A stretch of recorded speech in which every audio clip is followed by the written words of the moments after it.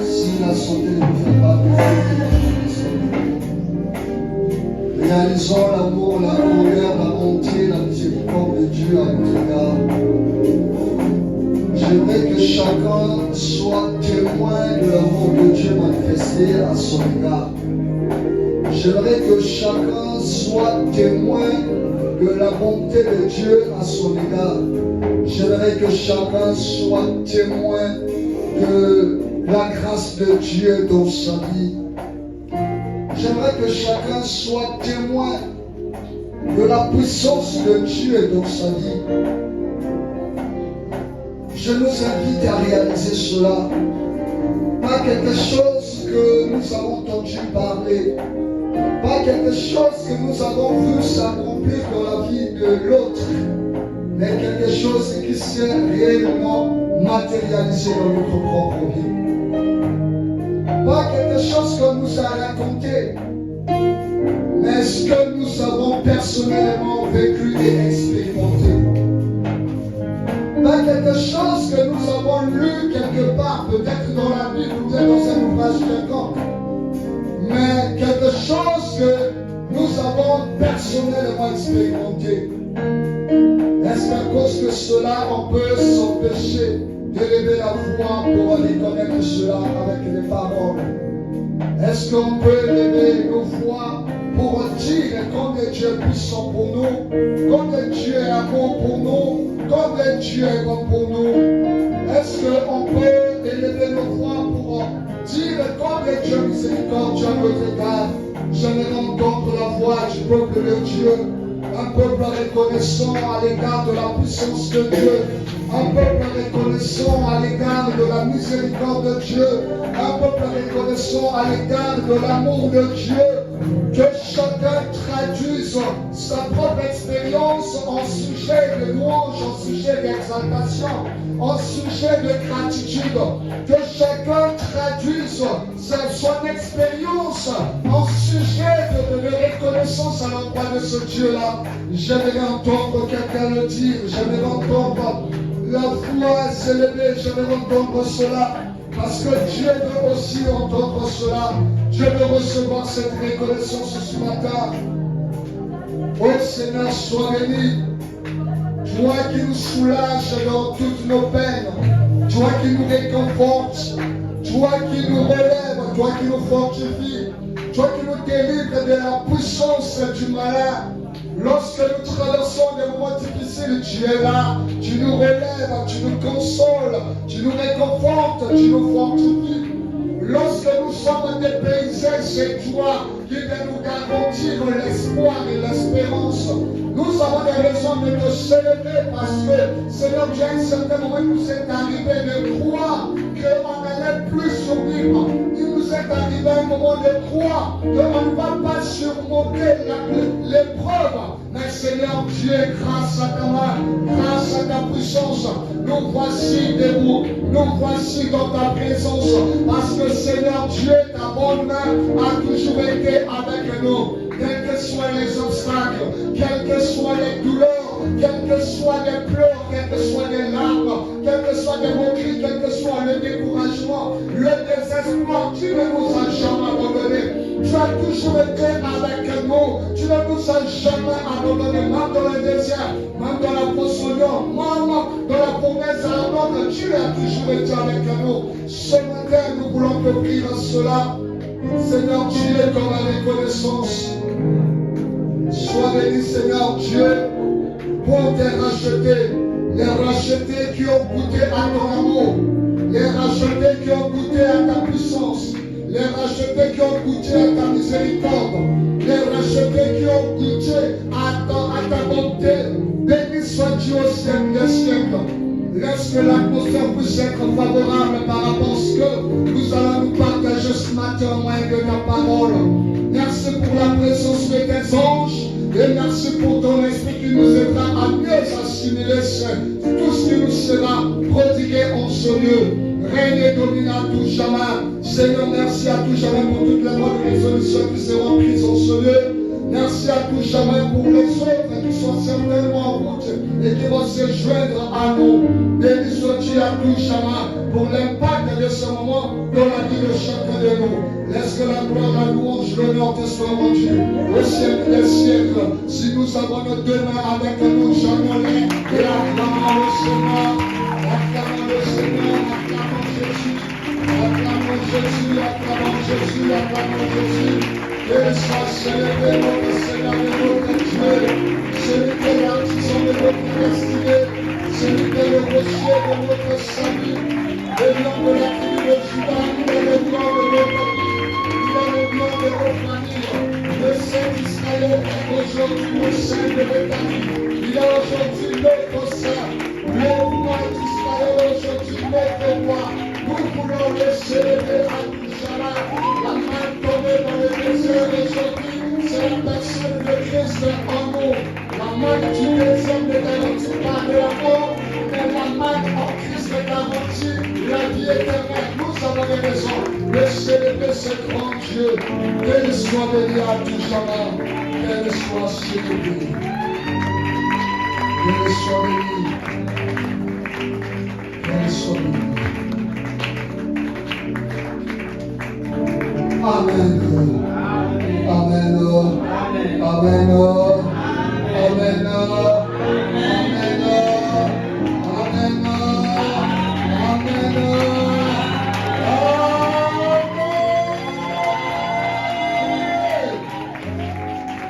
Ok, bienvenue dans le Seigneur, nous allons prendre notre Bible. Prenons notre Bible. Nous allons lire notre dernier passage du dimanche dernier, qui est Ecclésiaste chapitre 11, verset 1 à 6.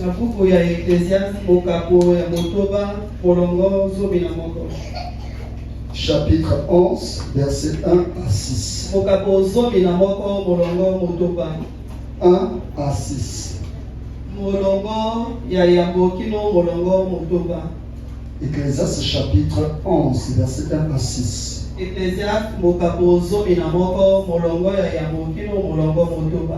Si vous êtes sur Psaume, vous allez vous tourner ces proverbes après Ecclésiaste.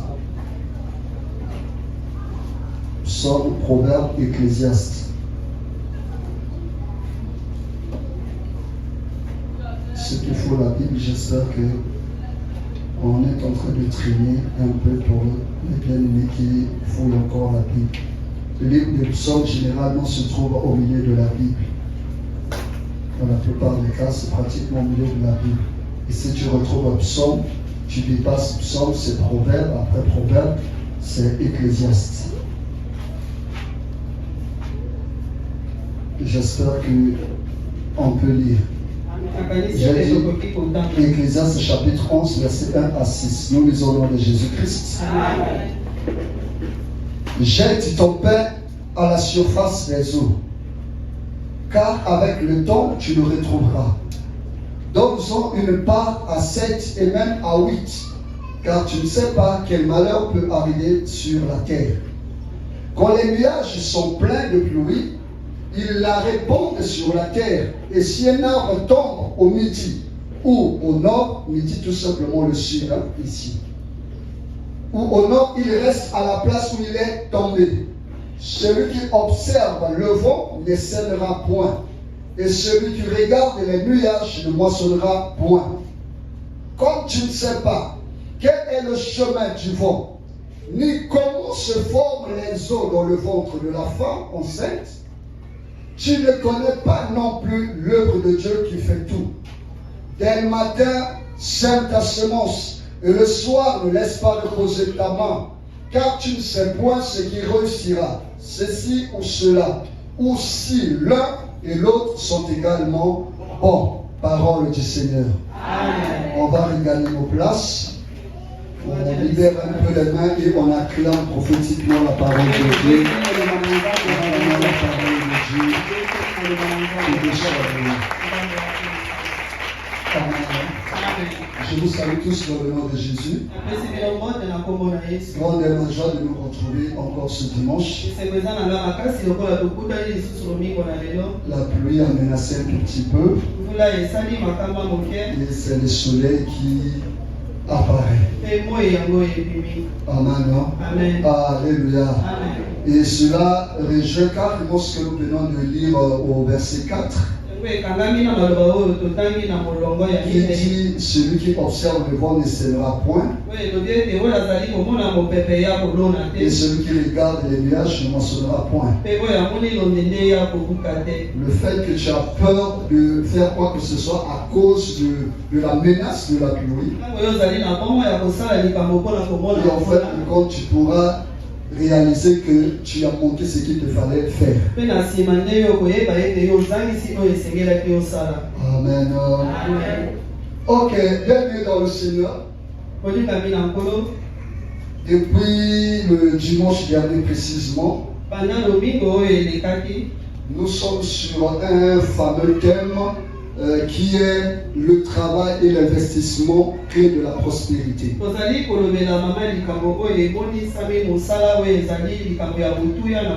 Le travail et l'investissement clé de la prospérité.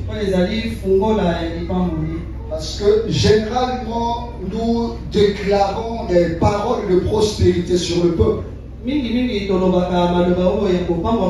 Soyez prospères, soyez bénis, soyez épanouis. Toutes les paroles possibles. Et aussi longtemps que nous n'allons pas nous atteler à mettre cela en pratique, ça restera juste des slogans.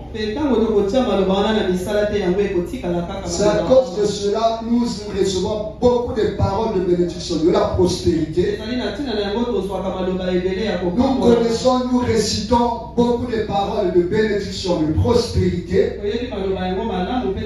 Mais qui jusque-là ne se matérialise pas dans notre vie. Alléluia. Amen.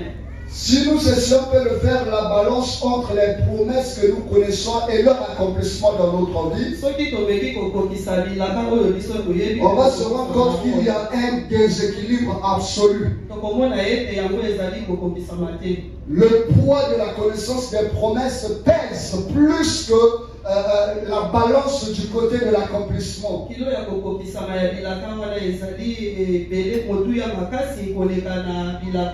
Est-ce que parce que nous ne sommes pas destinés à vivre l'accomplissement de ces promesses,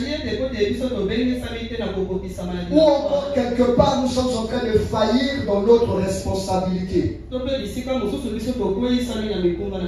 Parce que dans tout ce que Dieu nous promet, l'homme a toujours sa part de responsabilité dans l'accomplissement.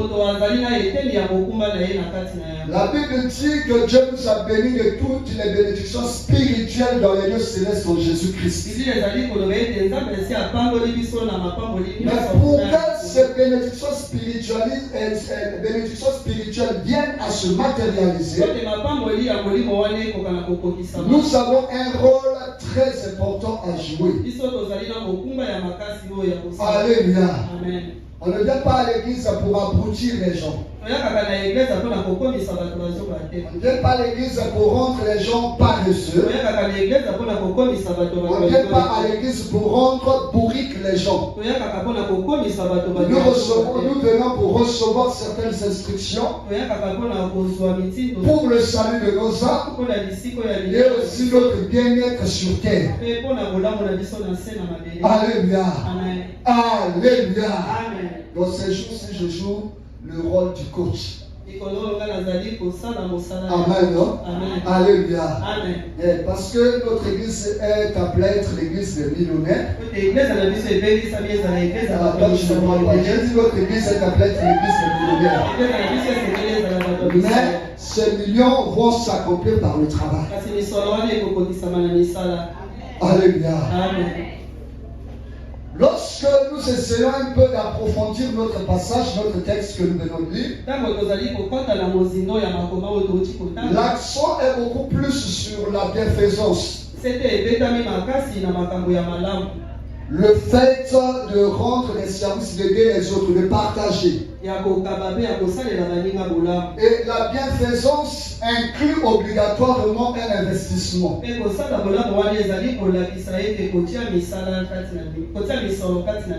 Pas dans le cadre des affaires, bien sûr, mais le fait que nous rendons service aux autres, nous sommes en train d'investir pour notre propre vie. Le fait que nous partageons aux autres, nous partageons avec les autres, d'une autre manière, nous bénéficierons aussi de cela.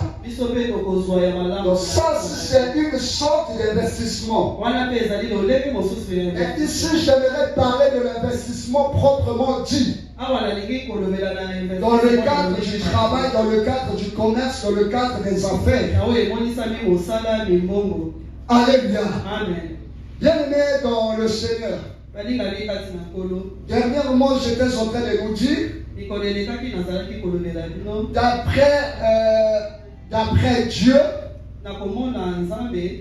la définition du travail ne se limite pas du fait que tu aies un contrat avec l'État ou bien avec une structure privée. Mais d'après Dieu, la définition du travail, c'est le fait que tu fais quelque chose. Alléluia. La Bible dit le précieux trésor de l'homme, c'est le travail. Et tout travail procure l'abondance. C'est le principe. Donc pour Dieu, ce n'est pas que tu aies un contrat quelque part, mais que tu fasses quelque chose. C'est ça le plus important. Donc avec ce que tu fais là, tu peux devenir plus riche que celui qui a un contrat avec l'État ou bien une structure privée. Avec ce que tu fais, avec ou sans diplôme, parce que tu fais quelque chose, ça peut te rendre plus prospère que celui qui a des diplômes, qui a peut-être un contrat avec une société. Parce que la loi de la prospérité ne dépend pas forcément de là où tu travailles, mais de comment tu gères tes revenus. Tu peux gagner gros, et si tu gères mal tes revenus, tu seras pauvre. Tout comme tu peux gagner petit, mais parce que tu gères bien, tu pourras devenir plus riche. Alléluia. Amen. Aujourd'hui, il y a des locataires qui sont véhiculés qui ont une certaine condition plus que les propriétaires de parcelles. Il est locataire chez quelqu'un avec un véhicule qui coûte des millions. Alors que parfois le logeur est piéton. N'occupe pas la même fonction que le locataire. Alléluia. Et pourtant il est chef quelque part. Par mois il doit payer 300 à 500 000 et bien plus. Et il est locataire. Alors que le propriétaire n'a peut-être pas un numéro matricule au niveau de Alléluia. Amen. Nous avions lu dernièrement que je vais nous rafraîchir la mémoire, Proverbe chapitre 27. Chapitre 27, le verset 23 jusqu'à 27. Proverbe 27, 23 à 27. La Bible dit ceci. Connais bien chacune de tes brebis, donne tes soins à tes troupeaux, car la richesse ne dure pas toujours, ni une couronne éternellement. Le foin s'enlève, la verdure paraît et les herbes des montagnes sont recueillies. Les agneaux sont pour te vêtir et les boucs pour payer le champ. Le lait des chèvres suffit à ta nourriture, à celle de ta maison et à l'entretien de tes servantes. Alléluia. Amen. Donc par rapport à ce passage, nous avons une certaine orientation en ce qui concerne le travail et la gestion des revenus. Je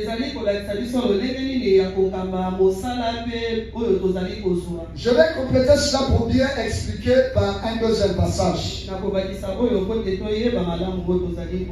Ecclésiaste chapitre 9.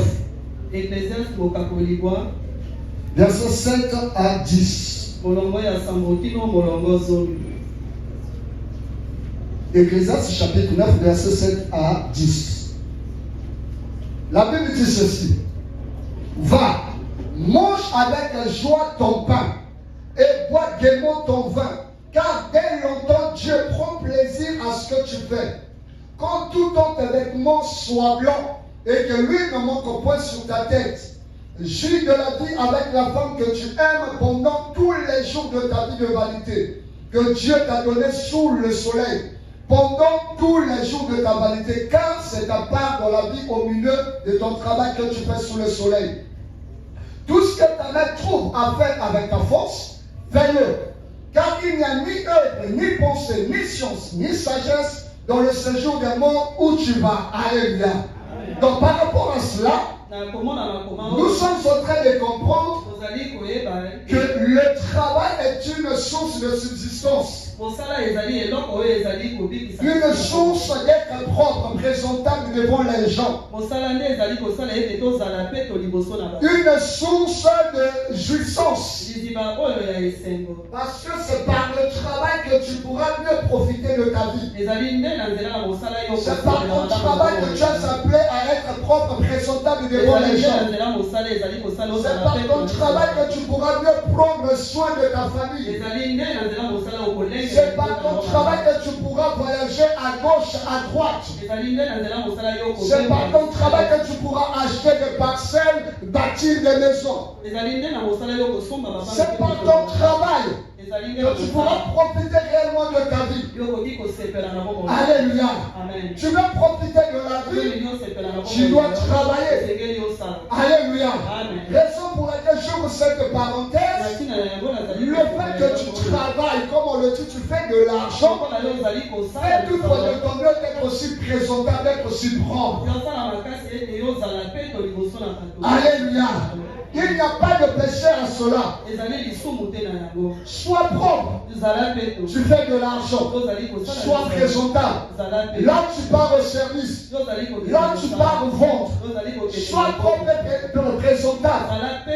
Même si tu es mécanicien, en quittant de chez toi au garage, il y a quand même un parcours à faire. Sois quand même propre.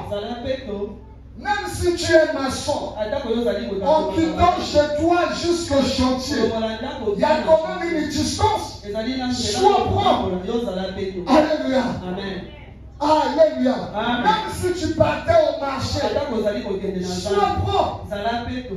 Parfois, ça me dérange si tu traverses le marché, au moment de la mission, même si tu vas au marché. Amen. Amen. Maman église un peu sinon qu'il ne va pas de façon. Même chose à voisine à Zam. Amen. Fais-toi propre. Alléluia. Tu n'es pas dans ta cuisine. Même chez toi, même sois propre. Il n'est pas dit parce que tu es chez toi que tu dois être sale. Je me rappelle, j'ai vu ça sur les réseaux sociaux. Un monsieur qui de temps en temps, la femme réclamait tel habit, tel cheveux, telle mèche. Et le monsieur faisait de son mieux pour donner à sa femme. Maintenant, qu'est-ce que le monsieur va remarquer? La femme fait ces choses seulement quand elle est sortie. Quand le monsieur revient, trouve la femme toujours sale. Finalement, je dois brûler cela. Parce que moi, j'achète ça pour que tu sois propre pour moi. Mais toi, tu le mets pour que tu sois propre pour les autres. Alléluia. Sois propre. Alléluia. Alléluia. Quand tu viens à l'église, sois propre.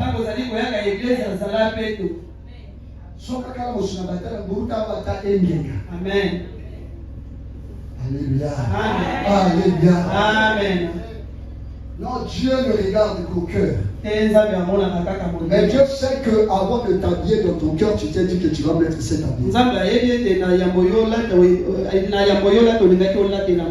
Alléluia. Amen. Sois propre et présentable. Il y a certaines opportunités que tu pourras gagner juste par ta prestance. Il y a certains respects que les gens te donneront juste par ta propriété. Alléluia. Amen. Les gens vont t'évaluer par rapport à l'image que tu es en train de vendre.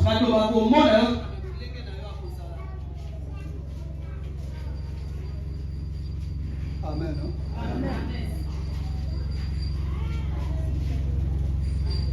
C'est par rapport à cela, vous pouvez constater une chose. Lorsque Joseph sort de la prison, avant de le présenter au roi, au pharaon, il a fallu d'abord qu'on le nettoie puis qu'on le change de vêtements. Parce qu'il ne pouvait pas se présenter devant le roi sale. Tu travailles, fais-toi propre. Par au travail propre.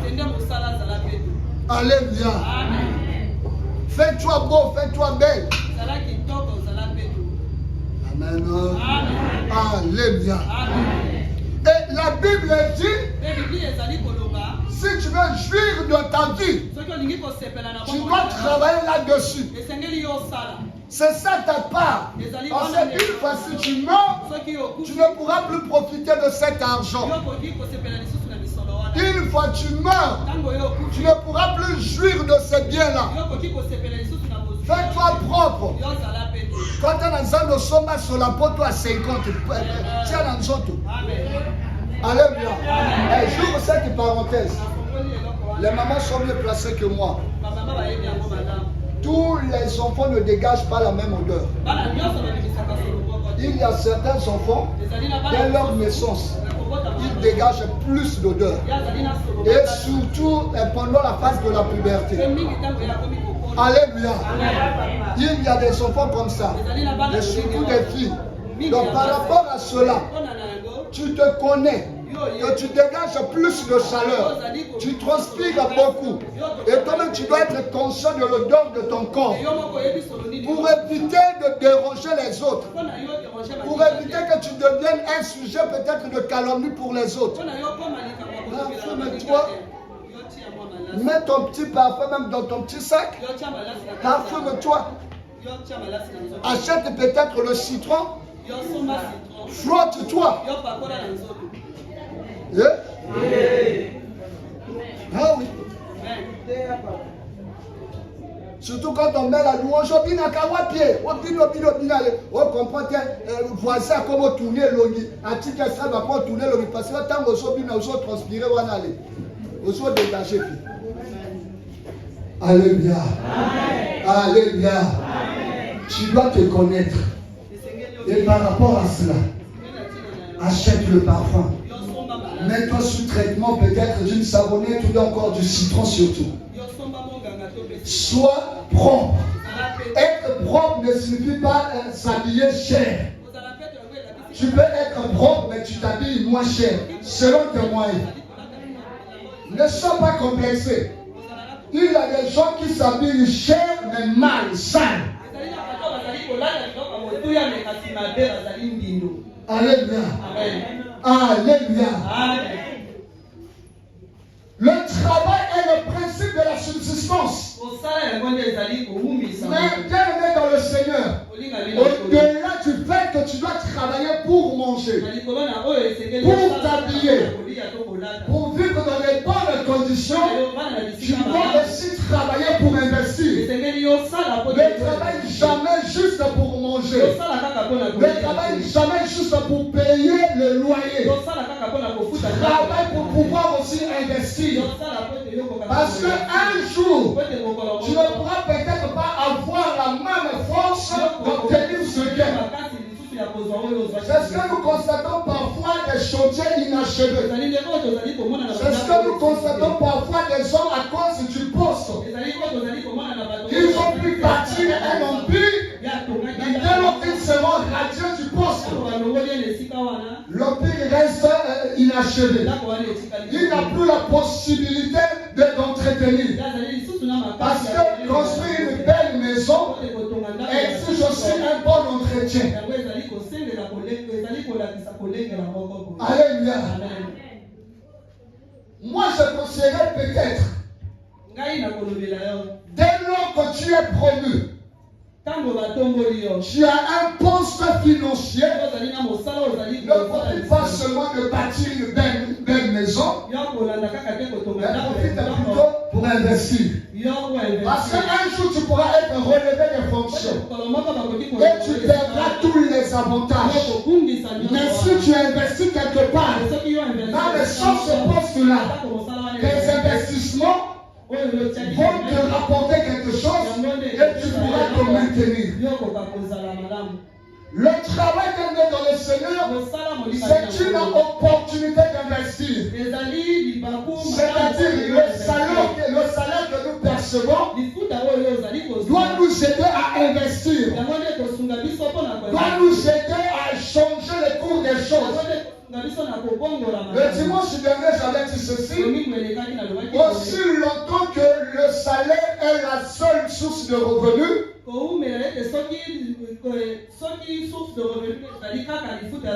tu n'es pas loin de la pauvreté. Je vais encore le redire autrement. Aussi longtemps que tu n'as qu'une seule source de revenus, tu n'es pas loin de la pauvreté. Parce qu'il pourra arriver que cette source-là puisse tarir. Il pourra arriver que ce marché-là ne fonctionne plus bien. Il pourra arriver que tu tombes malade. Il pourra arriver que tu ne sois plus en mesure de travailler comme tel. Mais comment vivras-tu? Comment devenir riche? Comment travailler dans le Seigneur, devenir riche si on ne travaille pas?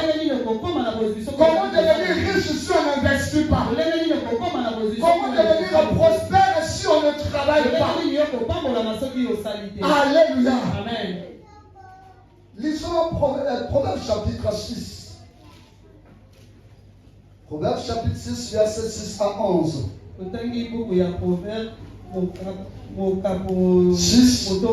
6 à 11. La Bible dit ceci: va faire la fourmi paresseuse. J'ouvre cette parenthèse pour rappeler. D'après le langage de Dieu, il n'y a pas de chômeurs, mais il y a que des lâches et des paresseux.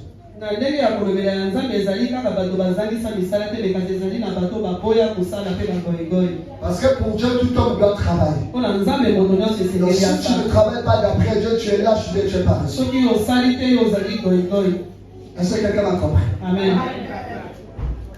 Va vers la fourmi paresseuse. Considère ses voies et devient sage. Elle n'a ni chef, ni inspecteur, ni maître. Elle prépare en été sa nourriture, elle amasse pendant la moisson de quoi manger. Paresseuse, jusqu'à quand seras-tu couché? Quand élèveras-tu de ton sommeil? Un peu de sommeil, un peu d'assoupissement, un peu croiser les mains pour dormir, et la pauvreté te surprendra comme un rôdeur, et la disette comme un homme en armes. On prend notre passage, Proverbe chapitre 12 toujours. Proverbe 12, le verset 24. Le verset 24, chapitre 12, le verset 24. La Bible dit ceci: la main des diligents dominera, mais la main lâche sera tributaire. On prend notre passage et puis nous ferons le commentaire. Chapitre 24. Chapitre 24, verset 30 à 34.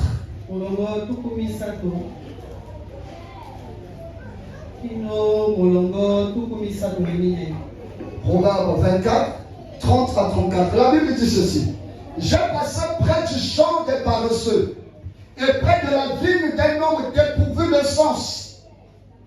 Et voici, les épines y croissaient partout, les ronces en couvraient la surface, et le mur de pierre était écroulé.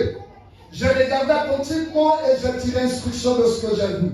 Un peu de sommeil, un peu d'assoupissement, un peu croiser les mains pour dormir, et la pauvreté te surprendra comme un rôdeur, et la disette comme un homme en armes. Alléluia. Donc par rapport à cela, la Bible est en train de nous stimuler à travailler. La Bible est en train de nous pousser à travailler. Après avoir prié, après avoir fini de tenir notre culte, chacun doit réfléchir et penser sur sa vie. Qu'est-ce que je vais faire pour manger? Qu'est-ce que je vais faire pour être utile dans la société? Qu'est-ce que je vais faire pour apporter quelque chose dans la société? Même à l'église bien-aimée, il y a des besoins. Mais lesquels qui pourront aider l'église à répondre à ces besoins? En premier lieu, ce sont ses membres. Mais si ces membres ne travaillent pas, comment est-ce que l'église pourrait être à la hauteur des défis? Nous sommes appelés à gagner des âmes. Nous sommes appelés à tenir des activités. Nous sommes appelés à soutenir les veuves et les orphelins. Nous sommes appelés à soutenir les indigents. Mais d'où nous viendra ce soutien? En premier lieu, des membres de l'église. Mais si les membres de l'église ne travaillent pas, comment est-ce que l'église pourra être à la hauteur de tous ses besoins? Il y a certaines âmes pour les gagner. Il faut des activités sociales. Alléluia. Amen. On ne vient pas à l'église pour s'abrutir tel que je l'ai dit. On ne vient pas à l'église pour devenir insensible face aux enjeux de la vie. On ne vient pas à l'église pour devenir insensible face aux charges de la vie. Parce qu'après l'église, sinon en dehors de l'église, nous sommes membres d'une famille. Nous avons des parents. Nous avons des frères et des sœurs. Et par rapport à cela, nous sommes appelés à leur apporter notre soutien. Et si on ne travaille pas, comment on va les soutenir? Comment on va les assister? Il y a de temps en temps des cotisations. Il y a des obligations qui s'imposent. Mais si nous ne travaillons pas, comment est-ce que nous pourrons être à la hauteur? Alléluia. Je comprends une chose. Lors des réunions de famille, bon nombre de chrétiens sont toujours absents. Ce n'est toujours pas parce qu'il y a des obligations au niveau de l'église. Ce n'est toujours pas parce qu'au niveau de la famille, il y aura toujours des activités profanes. Mais parfois, c'est une manière de décliner les responsabilités, de démissionner de leurs responsabilités. Parce qu'ils savent, après réunion, il aura toujours donné ceci. Et pour éviter cela, on est obligé de s'abstenir. On est obligé de s'imposer l'absence. Alors qu'en réalité, on est disponible. Parce qu'on sait qu'après cette réunion-là, nous devons contribuer. Mais comme on n'a rien, on peut pas, non, moi je peux pas pour moi rester à l'église. Non, nous avons telle activité. Quand on parle là-bas, il y a toujours ceci ou cela. Bien-aimé dans le Seigneur, être chrétien ne nous rend pas insensibles face aux responsabilités sociales. Être chrétien ne fait pas de nous des démissionnaires face aux charges de la famille. Après avoir prié dans le Seigneur, nous devons réfléchir sur notre vie. Chers jeunes, en venant à l'église, en servant le Seigneur dans une condition donnée, après avoir servi Dieu, sachez que vous devez aller travailler.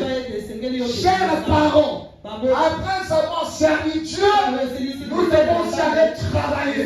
L'église n'empêche personne d'aller travailler. Alléluia. L'église n'empêche personne d'aller travailler. L'église n'empêche personne d'aller chercher sa vie. Au contraire, l'église nous encourage à travailler, à prendre conscience des défis de la vie. L'église nous pousse à aller chercher la vie. Être membre d'une église ne fait pas de nous oisifs ou des paresseux. Être membre d'une église ne fait pas de nous inactifs.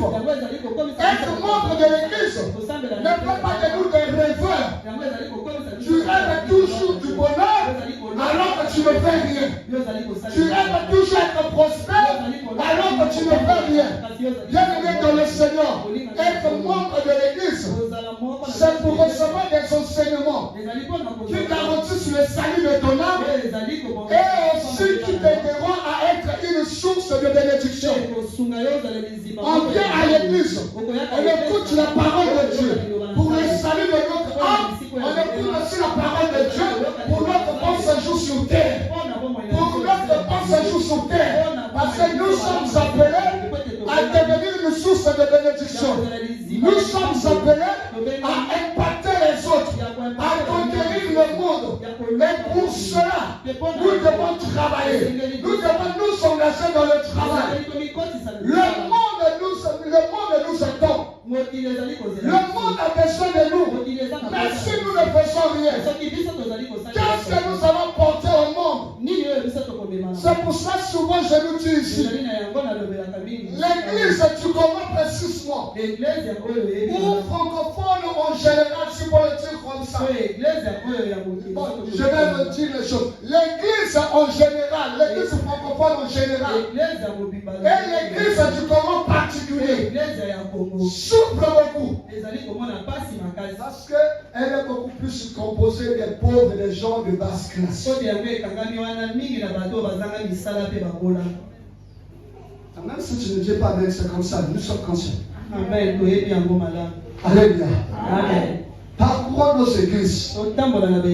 Parmi les autorités qui sont élevées dans notre nation, il y a combien de membres d'église? Alléluia. Amen. Nous devons changer les choses. La Bible dit, le monde attend avec un ardent désir la révélation des fils de Dieu. La révélation des fils de Dieu. Le monde attend avec un ardent désir. Mais que font les fils de Dieu? Le monde attend cette révélation. Le monde est dans l'impatience, comme les douleurs d'accouchement. Mais que font les fils de Dieu? En train de rêver, en train de décliner les responsabilités. Alors que le monde est en train de souffrir. Alléluia. Amen. Lisons notre passage, 1 Jean chapitre 2. 1 Jean 2. 1 Jean verset 20 et verset 27.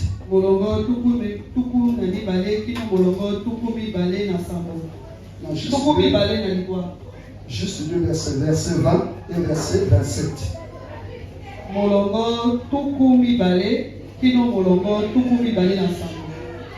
Amen. Non? Amen. 1 Jean 2, verset 20 et 27. La Bible dit ceci. Pour vous, vous avez reçu l'onction de la part de celui qui est saint et vous avez tous la connaissance. Suivez le verset 27.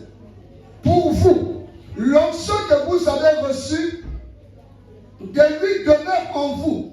Et vous n'avez pas besoin qu'on vous enseigne. Mais comme son onction vous enseigne toutes choses, qu'elle est véritable et qu'elle n'est point un mensonge. Demeurons en lui selon les enseignements qu'elle vous a donnés. Alléluia.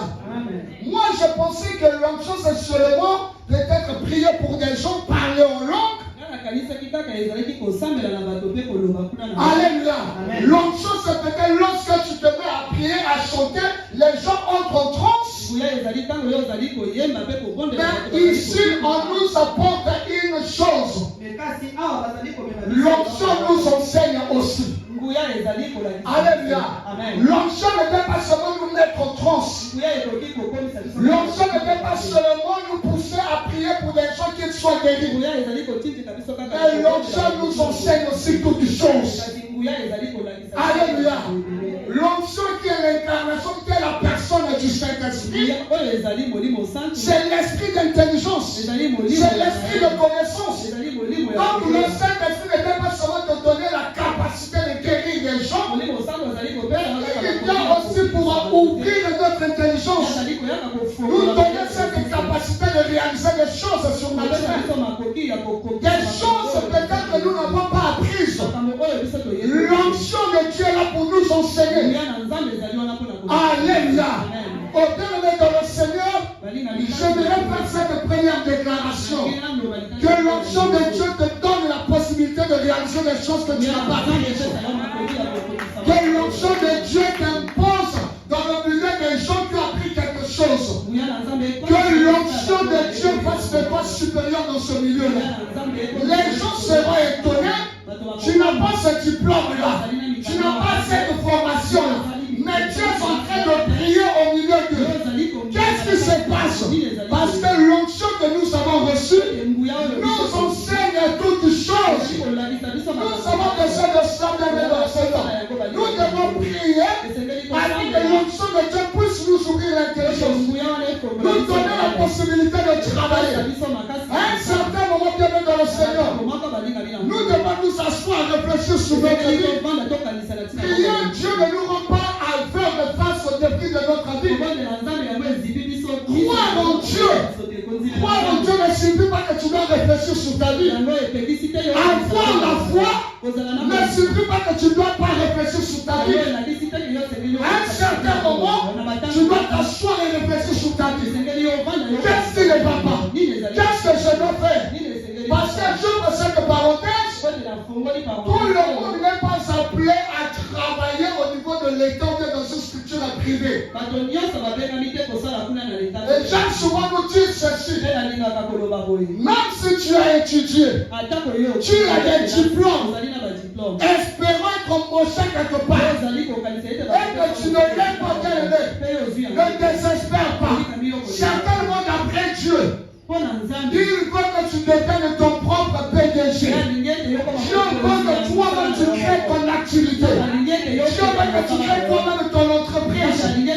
Donc tu es capable de faire quelque chose. Ne pense pas que tu as bien échoué parce que l'État ne t'a pas embauché. Ne pense pas que tu as bien échoué parce qu'une société t'a embauché. Tu es capable de travailler dans le Seigneur. Tu es capable de créer quelque chose et de devenir quelqu'un de la société. J'aime souvent prendre l'image des fruits sauvages.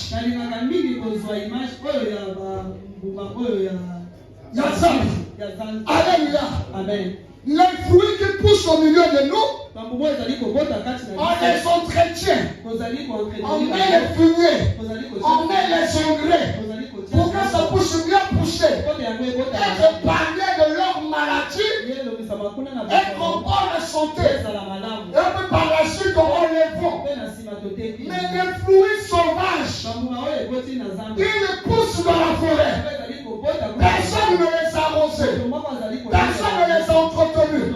Personne n'a mis des fumiers. Mais au moment marqué, au temps marqué, bien-aimés dans le Seigneur, les hommes sont obligés d'aller dans la forêt, aller les chercher et les imposer sur le marché. Bien-aimés dans le Seigneur, si tu n'as personne pour t'orienter, laisse-moi te dire, tu peux être un fruit sauvage. On aura besoin de toi. Laisse-moi nous poser cette question. Même à ça de la Galatondolo, mon tata Sarakango, mais Tondolo s'imposait que sur le marché.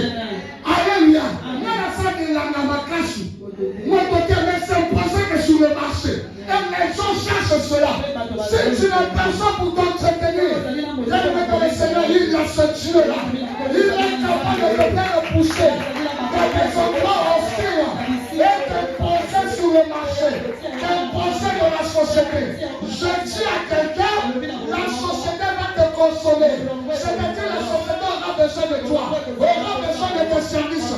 La société va te chercher. On aura besoin de toi. Ne te condamne pas. Ne te décourage pas. Ne dis pas que c'est trop tard dans ta vie. Il y a encore de l'espérance pour tous ceux n'a pas dit qu'il n'y a pas de l'espérance pour ceux qui ont des gros diplômes. Il n'a pas dit qu'il n'y a pas de l'espérance pour ceux qui ont beaucoup étudié. Il n'a pas dit qu'il y a encore de l'espérance pour ceux qui sont jeunes. Mais il a plutôt dit qu'il y a encore de l'espérance pour ceux qui vivent. Donc, peu importe l'âge, peu importe le diplôme, peu importe la famille dans laquelle on est né, parce qu'on est tombé, il y a encore de l'espérance. Ne désespère pas. Ne reste pas assis. Lève-toi. Réfléchis sur ta vie. Qu'est-ce que tu dois faire? Comment est-ce que tu dois faire pour devenir utile dans la société? Après avoir prié Dieu, c'est pendant que je parle, entre toi de ton côté, réfléchis sur ta vie. Qu'est-ce que je dois faire? Comment est-ce que je dois faire? Qu'est-ce que je dois faire? Après ce culte, je dois faire le quoi pour devenir utile. Ne peux pas seulement dire Amen, mais tu dis Amen, et puis par la suite réfléchir sur ta vie. Si tu n'as aucune idée, la Bible dit, nous venons de le lire, l'homme nous enseigne toutes choses. Tellement de l'Esprit de Dieu, enseigne-moi, inspire-moi, oriente-moi. Qu'est-ce que je dois faire? Qu'est-ce que je dois faire? Je dois faire quelque chose. Mais qu'est-ce que je dois faire? Alléluia. Un point aussi important. Un point aussi important. Travailler sur quelqu'un. Travailler sur quelqu'un. Bien-aimé dans le Seigneur, c'est une bonne chose. Mais lorsque tu vas travailler sur quelqu'un, bien sur quelqu'un, dis-toi, tu es là juste pour un moment. Sers-toi de ce travail pour qu'à partir de ton salaire, tu épargnes pour investir. Est-ce que quelqu'un m'a compris? Quand tu travailles sur quelqu'un, tu travailles sur quelqu'un. D'ailleurs, ce n'est toujours pas facile. Jacob a déploré cela. Il a travaillé sur son oncle Laban. Mais Laban a modifié 10 fois son salaire. Dès le début du contrat, ils se sont accordés. Mais après, par la suite, Laban a commencé à modifier le contrat. En d'autres termes, il a réduit 10 fois le salaire de Jacob. Travailler sur quelqu'un, ce n'est toujours pas facile. Il faut avoir un cœur et aussi avoir une pensée de projection. J'endure ces humiliations, j'endure ces souffrances, j'endure toutes ces choses. Parce que pour le moment, je n'ai pas trouvé mieux ailleurs. Parce que pour le moment, je vais gagner quelque chose qui va m'aider à épargner et créer mon activité. Travailler chez quelqu'un n'est toujours pas facile. Tu vas recevoir certaines blâmes. Tu vas subir certaines accusations. Mais parfois tu l'acceptes. Parce que tu as une vision. Si je refuse maintenant, oui c'est bien, je vais rester à la maison. Mais par la suite, qu'est-ce que je vais gagner? Ça serait une perte pour moi. Je ne peux pas parfois supporter cela.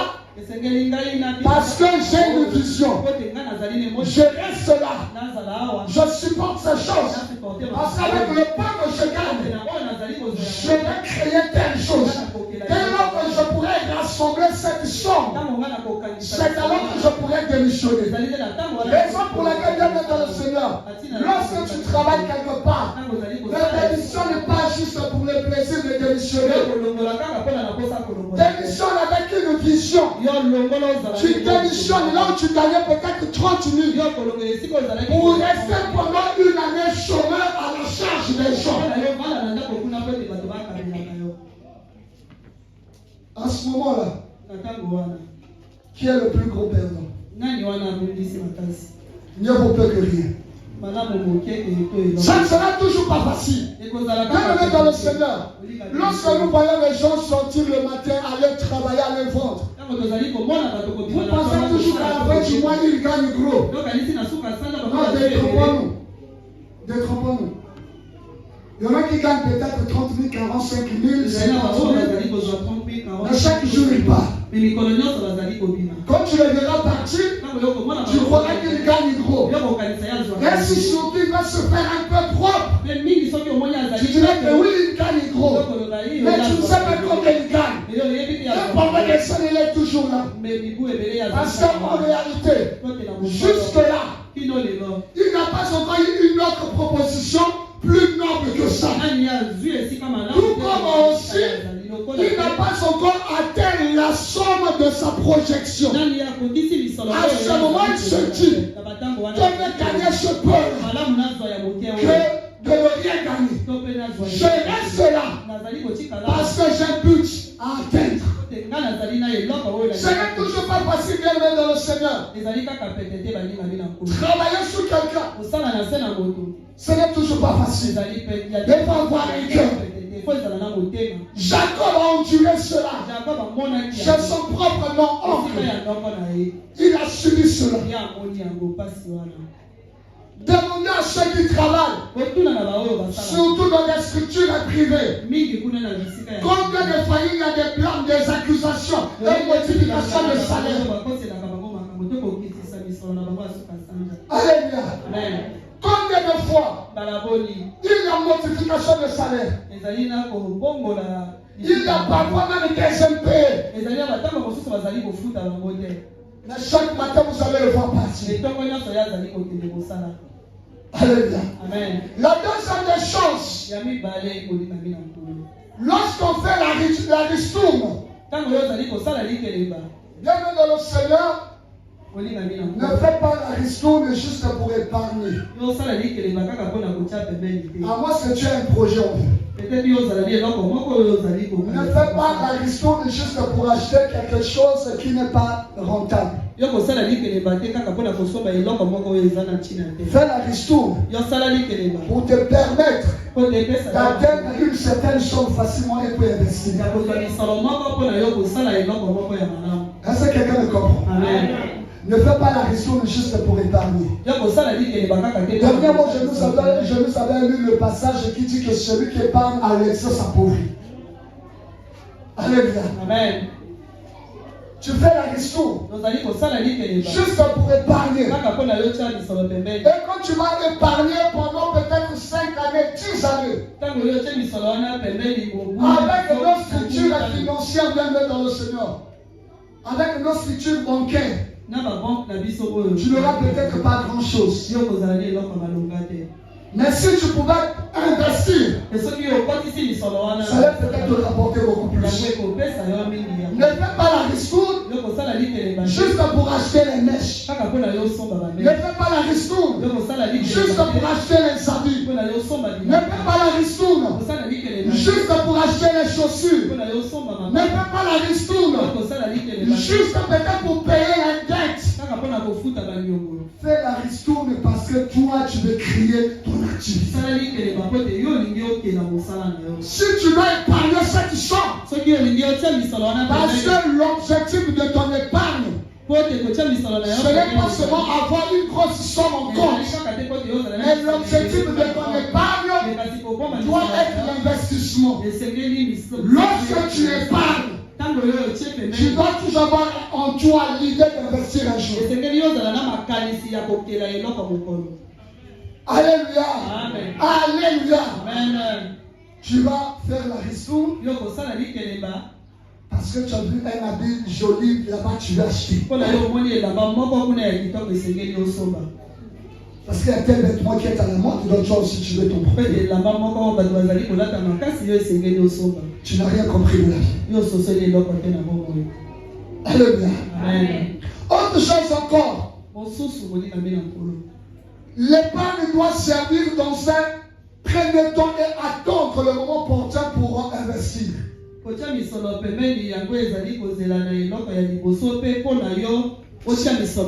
C'est-à-dire, Tu travailles quelque part. Yo zali kosala esika moko. Tu perçois. Ozali kozwa Chaque mois te donne quelque chose. kasanga bazali kopesa wani. Et Dieu est en train d'épargner. Pe ozali kotia yango Celui pembeni. qui dort là, réveille-le. Il ne doit pas dormir. Oyo alali pembeni na yo yo lamusa ye. Parce qu'on ne veut pas des gens qui vont galérer demain. On a qu'il y a ça, mais la couleur qui n'a rien fait. Il y a qu'à mater la production de ça. Amen.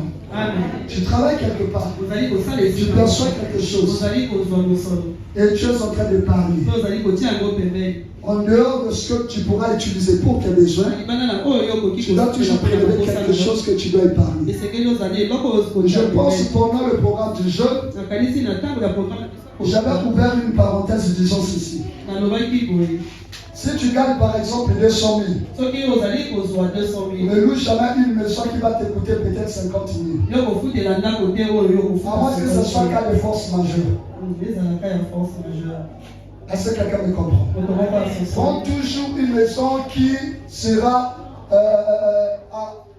au maximum 25% de ton salaire. Yozwa ndako oyo yo koki kofuta au moins 25% ya lifuta na yo. Ne prends jamais une maison qui va coûter plus de 30, 40, 50% de ton salaire.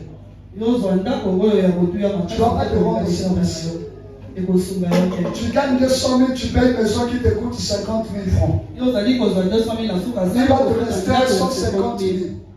Il va te rester 150 000. ekotikala yo 150 000. Et comme aujourd'hui, dit-on que l'État n'enseigne plus bien. Pe kino mokolo lelo bazali koloba ete Il faut l'école privée. te. Et Dieu a béni tes entrailles. Nzambe apambo. Tu en as peut-être 5. Yozala bana mitano. À qui tu dois payer peut-être 10, 15, 20 000 par mois. Baoyo esengeli yofuta kelasi Tu vas faire la somme. suka sanga ntango yokangisi nyonso wana. Tu pourras embrasser déjà 100 000. Yo kokoma kino na 100 000. Sans compter le manger, elongoli wana les charges sociales et ton épargne. pe kotia pembeni. Si tu gagnes 200 000, Soki ozali kozwa 200 il 000. serait souhaitable de prendre une maison qui coûte peut-être 40 000. Malamu yozwa ndako oyo ozofuta 40 000. Est-ce que quelqu'un comprend? Fais tes dépenses d'après tes revenus. yosala badepense na wana oyo ozali Tu n'es pas là pour impressionner qui que ce soit. yo ozali wana te mpona kovangisa Vous n'avez pas les mêmes sources de revenus. bino nyonso bozali na liziba moko te ya Vous n'avez pas les mêmes opportunités. bino nyonso bozali na mabaku moko te. Alléluia. Amen. Quand tu épargnes, Ntango ozali kotia pembeni tu épargnes avec une vision, avec un but. kotia pembeni nde emoniseli to Tu épargnes pour atteindre une certaine somme. kotia pembeni mpo Avec cette somme, tu puisses investir. misolo wana yo okotisa ngo na Tu épargnes. Parce qu'en attendant, tu n'as pas encore de projet. Tu te dis, attends que ça reste là-bas. Mais la finalité, je vais retirer ça pour investir. N'épargne pas juste pour garnir ton compte. Ça va rien t'apporter bien dans le Seigneur. Parce que ça peut être un sujet délicat. Si on doit se poser la question, combien ici ont des comptes ici? Je pense qu'il y aura peut-être le minimum. Il y a la minorité. Tout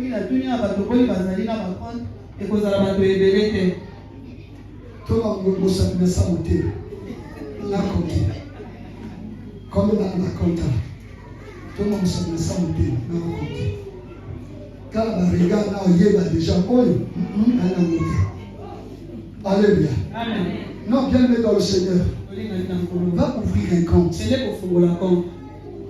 Il y a beaucoup d'agences bancaires et financières. Va ouvrir un compte. Seul tu n'arriveras peut-être pas. Ouvre un compte. 10 000 aux Amabok au Kolia la pété. Mais 10 000 au Tina compte na banque au Kozana du mal au Kila pour que tu aies 10 000. Alléluia. Autre chose, bien dans le Seigneur. Savoir faire des prévisions et des provisions. Des prévisions, savoir annoncer, avoir l'idée sur les choses qui vont arriver. Et se préparer en conséquence ou bien réunir ce qu'il faut lorsque c'est pour savoir faire des prévisions et faire des provisions. On ne doit pas marcher à l'aveuglette bien dans le Seigneur. Nous devons avoir unité sur notre vie. Alléluia. C'est que nous sommes là. Un milliardaire arrive. Il te pose la question en fait. Qu'est-ce que tu veux faire dans ta vie? Quelle sera ta réponse? Ou encore pour ta vie, pour tes projets, tu as besoin de combien? Qu'est-ce que tu vas répondre? Tu vas me dire quel montant? Certainement celui qui ne fait rien va dire qu'il me doit même 10 millions. Dans les 10 000 aux gérants malades, ou 10 millions aux gérants malades. Ça va 10 millions à ça, mon beau Tondolo. Ça va 10 millions à ça, mon beau à Dubaï. Là, mon beau à la terre aux autres, quand elle est à Dubaï, nous pouvons. Alléluia. Amen. Ça, ce sont des rêveries et des conneries. Alléluia. Amen.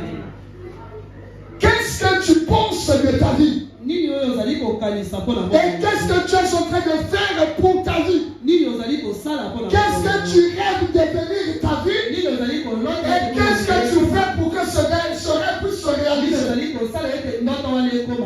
La Bible dit, lorsque nous faisons Luc chapitre 4 et 14, Luc chapitre 14, chapitre 14, verset 28 à 30. 28 à 30. Jusqu'à 30. Jésus dit ceci.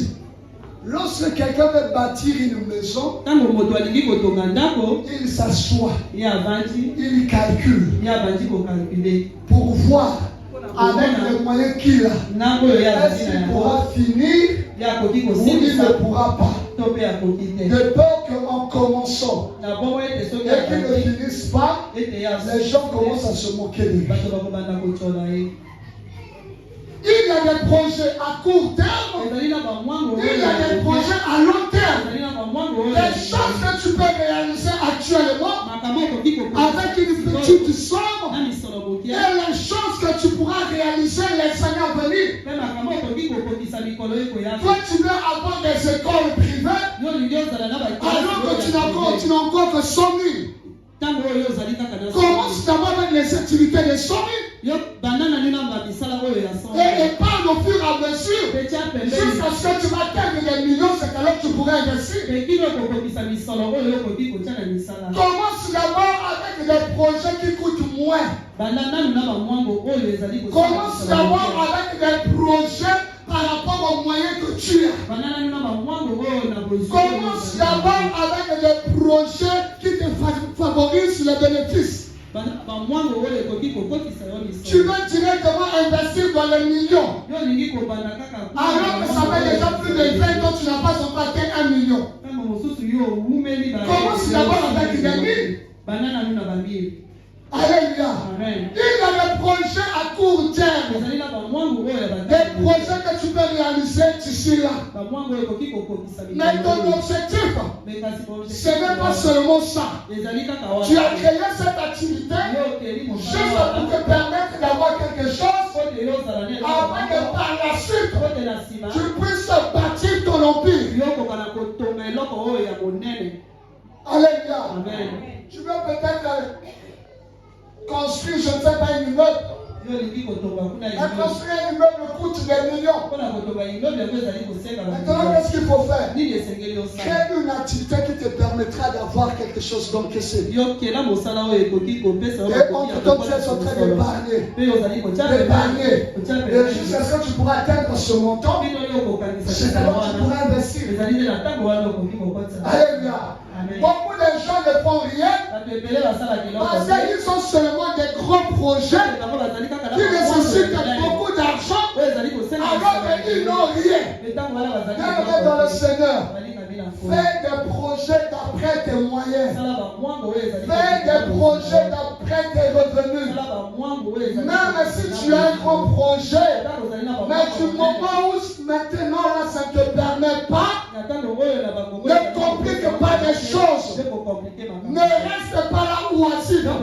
Commence d'abord à faire quelque chose. Et cette chose-là va t'apporter des gains. Par la suite, tu pourras investir. Alléluia. Ça fait quoi combien d'années nous attendons réaliser ce projet jusqu'à ce que ça ne se réalise pas? Alléluia. Amen. Chacun de nous ici a un projet quelconque qui date déjà des années. Je dois faire ceci. Je dois faire ceci. Je vais faire cela. Mais que jusque-là ne se réalise pas. Alors qu'avec le peuple qu'on a reçu durant tous ces temps-là, on pouvait déjà investir faire quelque chose. Et peut-être qu'avec ces revenus-là, ça va nous permettre de réaliser le grand projet.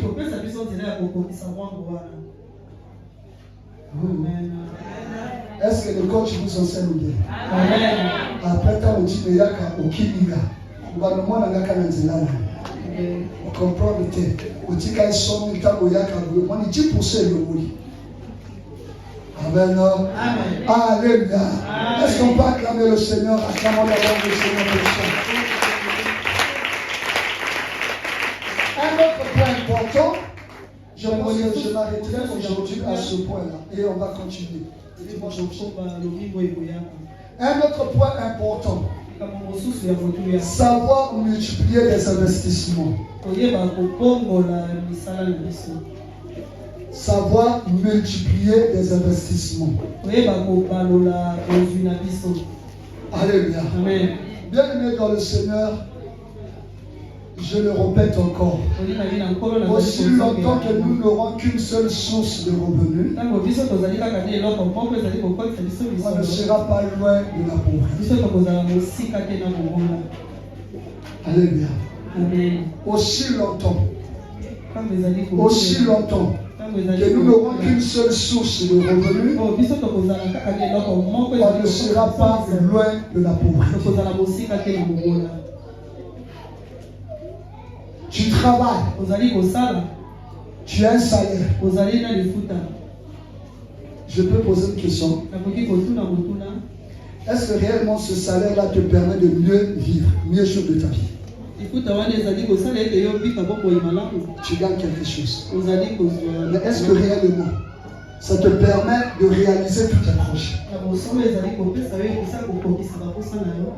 Parce que tu n'es qu'une seule source de revenus. Multiplions les investissements. Créons une deuxième, une troisième, une quatrième activité. Nous aspirons tous à devenir riches.